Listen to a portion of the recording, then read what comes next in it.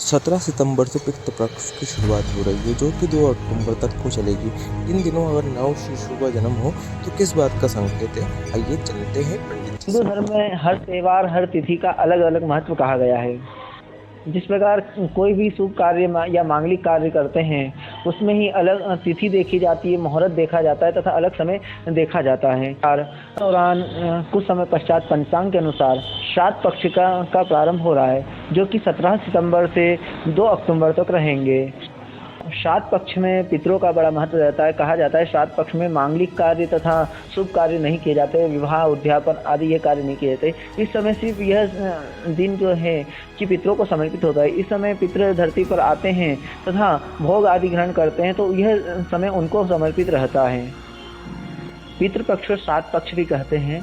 इन दिनों शुभ कार्य नहीं किए जाते हैं। अगर इन दिनों किसी के यहाँ पर नवजात शिशु का जन्म होता है तो यह शुभ रहेगा या अशुभ रहेगा, यह लोगों के मन में अनेक प्रकार से भ्रांति रहती है।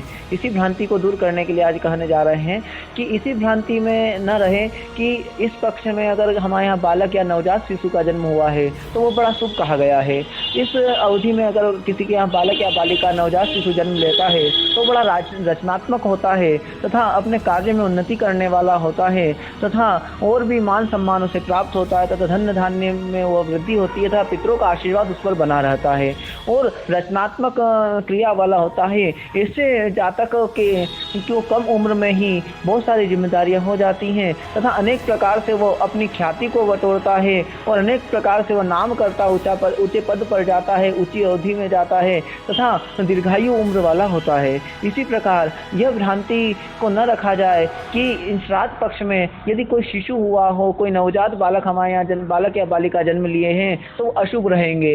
यहाँ पर सिर्फ मांगलिक कार्य आदि को अशुभ कहा गया है, परंतु कोई बालक या बालिका अपने घर में जन्म लेता है, नवजात शिशु जन्म लेता है तो वो बड़ा अत्यंत शुभ कहा गया है। इस श्राद्ध पक्ष में वह जन्म लेता है उसको यह मानना चाहिए कि हमारे पितरों